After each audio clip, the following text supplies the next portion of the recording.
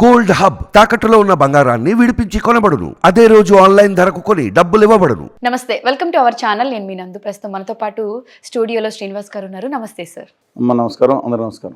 Sir, పిఠాపురంలో Pawan Kalyan versus ముద్రగడగా మారింది. అంటే మొన్న ప్రెస్ మీట్ పెట్టినప్పుడు ఏమన్నారంటే, నా కూతుర్ని రోడ్డుకి లాగావు, నీ ముగ్గురి భార్యల్ని నాకు పరిచయం చేస్తావా, మెగా ఫ్యామిలీలో ఎంతమంది ఆడవాళ్ళు పబ్లిక్ వెళ్తున్నారు, ఎవరితో వెళ్తున్నారు అని. సో ఈయన కమెంట్స్ని జనాలు ఎలా తీసుకుంటున్నారంటే, ఈయనకి ఏమన్నా పిచ్చి పట్టిందా ఇలా మాట్లాడుతున్నారు అనే వర్షన్లో. దీన్ని మనం ఎలా చూడాలంటారు? ముద్ర గారు ఒకనాటి వ్యక్తిత్వం చాలా గొప్పగా ప్రజలు భావించేవారు. రంగా గారి హత్య జరిగినప్పుడు మంత్రి పదవిని వదిలేశారు. ముందు మా మిత్రులు జోగయ్య గారు కూడా వదిలేశారు. ఈ నేపథ్యంలో మీరు చూసే తర్వాత కూడా రావటం ప్రశ్నలు అన్నీ కూడా ఆయన యొక్క నీతిగలమైన జీవితాన్ని ఎవరు ప్రశ్నించలేదు. కానీ క్రితంసారి తుని ఘటన జరిగింది చూసారా, ఆ రైలుని కాల్చేసిన ఘటన చూసారా, అదృష్టవశాత్తు ఎవరు చనిపోలేదు. ఆయన చేయించారంటలేదు, ఆయన ఉన్నారా లేకపోతే ఇంకొకరు ఉన్నారా. సోమ వీర్రాజు గారు కూడా అక్కడ ఆ రోజు హాజరై ఉన్నారు. తెలంగాణ నుంచి వి హనుమంతరావు గారు ఉన్నారు. అనేక పార్టీలు చాలామంది ఉన్నారు. అది దురదృష్టకరం. ఆ తర్వాత ఆయన చంద్రబాబు నాయుడు గారు డిమాండ్ చేయటం ఇన్ని జరిగింది. మళ్ళీ చంద్రబాబు నాయుడు గారు గొప్ప ఆయన అన్నారు. మళ్ళీ తెలుగు వాళ్ళు వచ్చారు. ఒకటి మాత్రం నేను చెప్తున్నానండి, ఆయన ఉన్న మాట ఒకటి, ఎవరి అభిప్రాయాలు వ్యక్తం చేయవచ్చు. వాళ్ళ కుమార్తె గారు మాట్లాడతా వాళ్ళ నాన్నగారు నేను తప్పుగా మాట్లాడలేదు. మా నాన్నగారి విషయం ఎందుకు మాట్లాడుతున్నారు, ఎవరు మాట్లాడిస్తున్నారు తెలియదు. నాన్నగారి విషయం నేను మాత్రమే మాట్లాడారండి. ఈయన ఆవిడ ప్రాపర్టీ నా ప్రాపర్టీ కాదు, వాళ్ళ పెళ్ళి అయిపోయిన తర్వాత వాళ్ళ ప్రాపర్టీ అని అన్నారు. ఈ ప్రాపర్టీస్ అంటే మహిళలను కూడా ఒక ప్రాపర్టీ కింద చూడటం అనేది ఒక ఫ్యూడల్ మనస్తత్వానికి నిదర్శనం. నాకు ముద్రగడ గారి మీద వ్యక్తిగతంగా ఎలాంటి వివాదం లేదు. ఒక విధంగా ఆ రోజు ప్రత్యేక హోదా ఉద్యమానికి నాకు లేక కూడా రాశారు, కలిసి చేద్దామన్నారు. నేను ఇష్టపడలేదు. రెస్పెక్ట్ మెనీ రీజన్స్, తో I'm having respect and other aspect towards him. ఎందుకంటే నాకు ఉద్యమం చేస్తున్నప్పుడు దీంట్లో మిళితం చేస్తే బాగుండదని. బట్ వాళ్ళు అన్ఫార్చునేట్ అండి, ఆయన మాట్లాడతాం ఇది వివాదాలు మనం అంతకించి మాట్లాడుకుంటే మన స్థాయి తగ్గిపోతుందని అభిప్రాయం. Very unfortunate.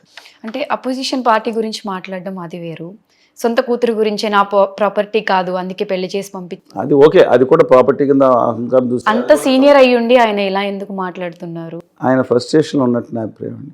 ఆయన పవన్ కళ్యాణ్ గారు ఇంటికి వస్తానన్నారు, వెయిట్ చేశారన్నారు. ఆయన పవన్ కళ్యాణ్ గారు ఇంటికి వెళ్తే పవన్ కళ్యాణ్ గారితో పాటు వెళ్ళిపోయి ఉండేవారు. చంద్రబాబు నాయుడు గారు ఇంకోటి ఆఫర్ చేస్తే ఒక పదవి ఆయనకి ఆయన కుమారుడు గారికి వెళ్ళిపోయి ఉండేవారా. ఇప్పుడు వైఎస్ఆర్ కాంగ్రెస్ పార్టీ లేకపోయినా ఆయన మీద మాట్లాడుతున్నారు కాబట్టి ఆ విధంగా మాట్లాడుతున్నారా? సరైన విధానం కాదండి.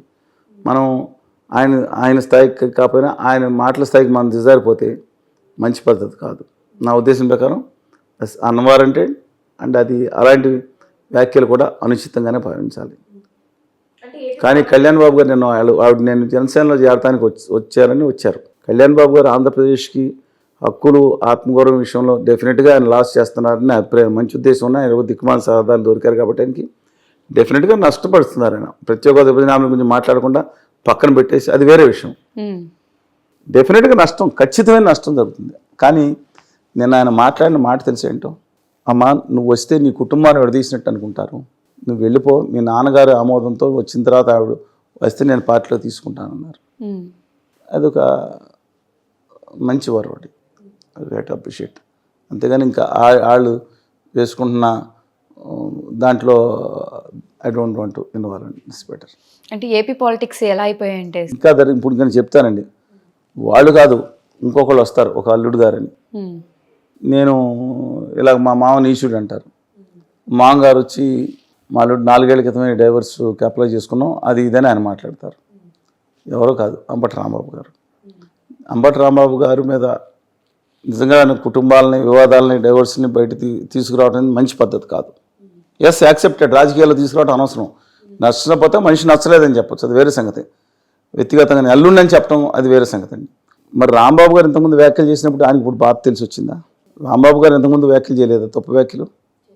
అందుకని నేను కోరుతున్నాను వారిని, అది రాంబాబు గారు కానీ వారి పార్టీ కానీ ఇలాంటి విషయాలపై చూసుకోండి, రెస్ట్ అయినా ఉండి. అలాగే జనసేన, తెలుగుదేశం, ఉత్తర భారతీయ జనతా పార్టీ వాళ్ళు కూడా చెప్తున్నా, ఎందుకండి మీ కుటుంబాల సంగతి, వాళ్ళ ఇంట్లో పర్సనల్ వివాదాలు, భార్య భర్తల వివాదాలు మీ దాంట్లో ఎందుకు తీసుకొచ్చి రాజకీయాలను ఇంత అధమ స్థాయికి దిగజారుస్తున్నారు?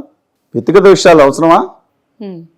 వాళ్ళు న్యూస్ వరకు మీరు ఎక్కడ దాకా రాజకీయాలు పచ్చి రాజకీయాలకి కుటుంబ తగాదాలను కూడా వాడుకునే దౌర్భాగ్య స్థితికి రాజకీయాలు దిగదాస్తున్నారు వీళ్ళందరూ. ఆంధ్రప్రదేశ్ హక్కుల గురించి మాట్లాడమంటే ఒక్కొక్కరు మాట్లాడడం.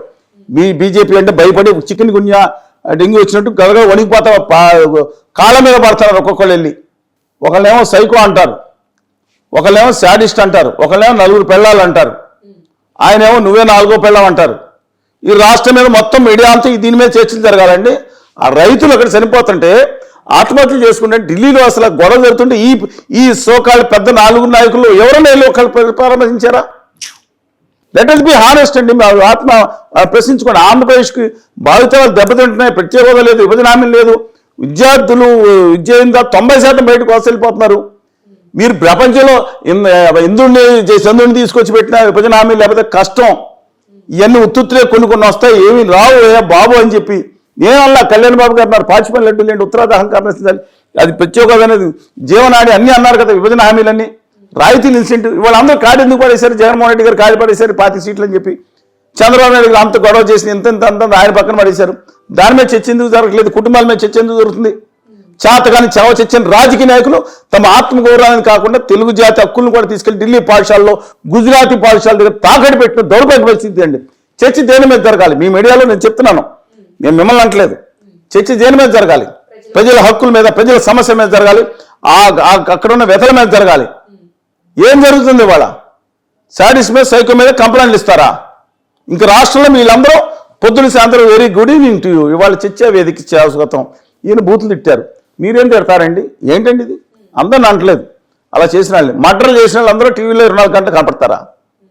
వాళ్ళు ఒక మహాపురుషులు. వాళ్ళు ఏ కారణాలు నేను తప్పు పట్టడం వాళ్ళ ఇష్టం. వాళ్ళు మాత్రం మిగతా వాళ్ళు మాట్లాడే వాళ్ళని బ్యాన్ చేస్తారా?